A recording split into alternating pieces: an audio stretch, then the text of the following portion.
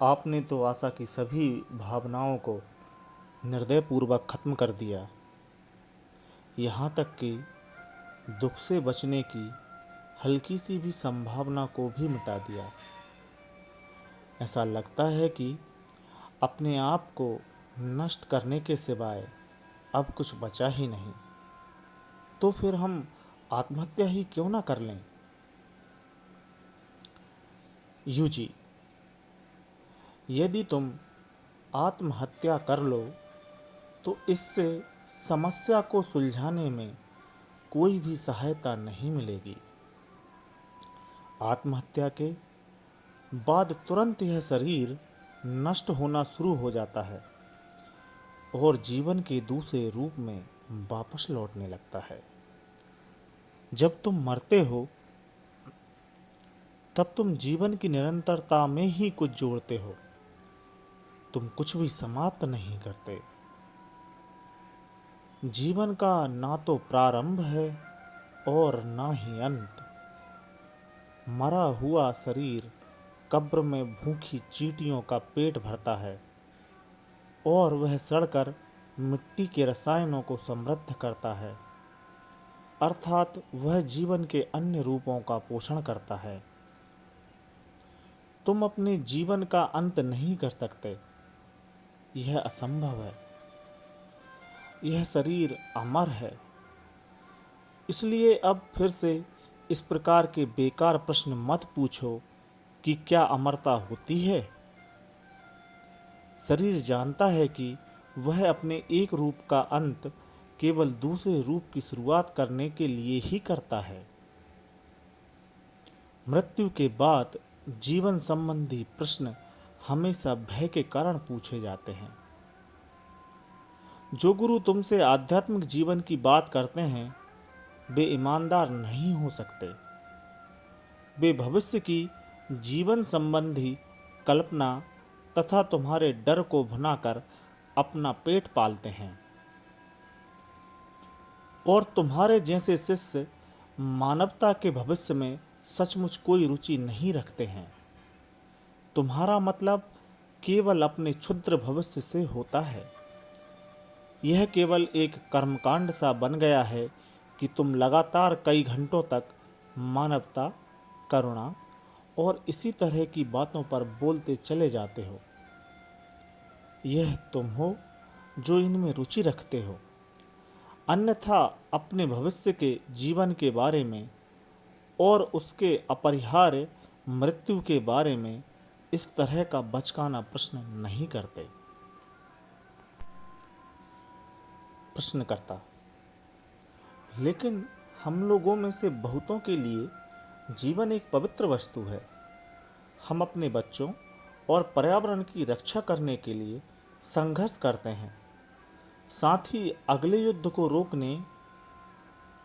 UG, क्या तुम सचमुच जानना चाहते हो? क्या तुम सचमुच मानवता के भविष्य में रुचि रखते हो? क्रोध, दया और करुणा जैसी तुम्हारी बातों का मेरे लिए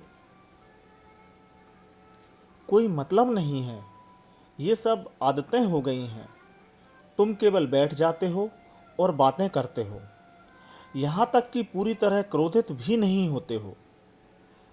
अगर तुम इस समय गुस्से में होते तो तुम यह प्रश्न नहीं पूछते, यहाँ तक कि अपने से भी नहीं।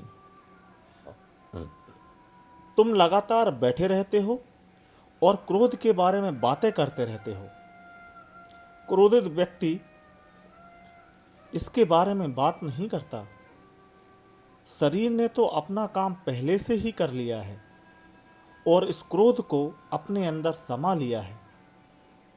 उसके लिए क्रोध तुरंत ही समाप्त हो गया। तुम कुछ नहीं करते, बल्कि यह शरीर उसे अपने में समा लेता है। यही सब कुछ है। यदि यही तुम्हारे लिए बहुत अधिक है, यदि यह तुम्हें बहुत अधिक निराश करता है, तो भी तुम किसी पुजारी के पास मत जाओ। गोलियां खाओ, कुछ भी करो, लेकिन यह उम्मीद कभी मत करो कि यह धर्म का व्यापार तुम्हारी सहायता करेगा। यह स्वयं को नष्ट करना है। प्रश्नकर्ता: तो आप चाहते हैं कि मैं सब चीज़ों को छोड़ दूं और संन्यास? यूजी: जब तक तुम यह सोचते रहोगे कि तुम्हारे पास त्याग के लिए कुछ है, तब तक भटकते रहोगे। धन तथा जीवन की अन्य जरूरतों के बारे में ना सोचना एक बीमारी है। अपनी जिंदगी की आधारभूत जरूरतों की अवहेलना करना अस्वाभाविक है।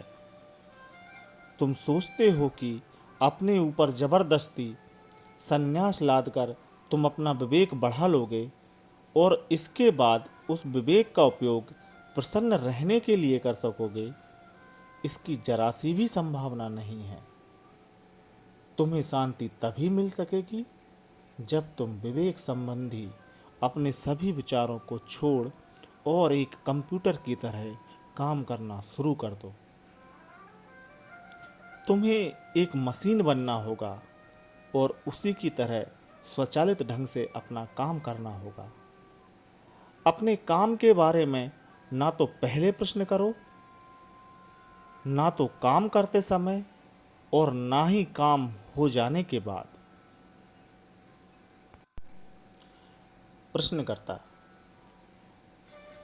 तो क्या आप योग साधना, धार्मिक कर्मकांड और नैतिक मूल्यों को अस्वीकार करते हैं? निश्चित रूप से आदमी मशीन से कहीं कुछ अलग है। यूजी: सभी नैतिक, आध्यात्मिक और चारित्रिक मूल्य झूठे हैं।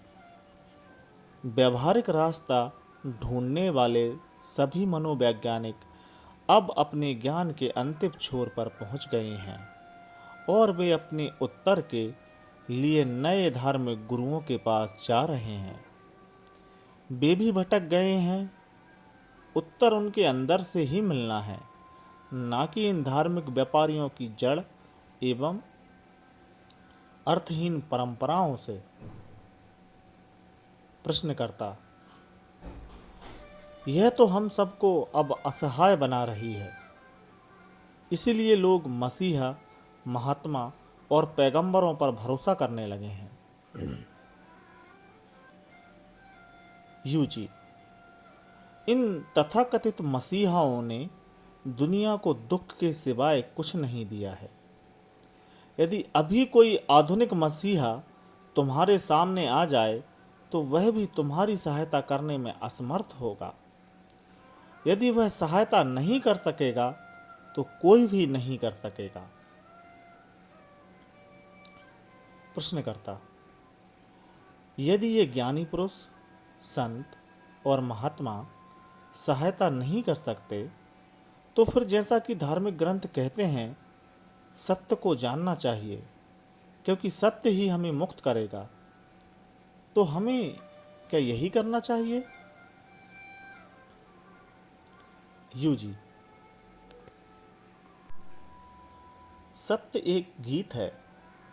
तुम इसे पकड़ नहीं सकते, बांध नहीं सकते, व्यक्त नहीं कर सकते और अपने लाभ के लिए इसका उपयोग नहीं कर सकते। जिस क्षण तुम इसे पकड़ लेते हो, यह सत्य नहीं रह जाता। सत्य मेरे लिए एक ऐसी चीज है जिसे किसी भी परिस्थिति में बताया नहीं जा सकता। इसकी निश्चितता दूसरे को बताई नहीं जा सकती।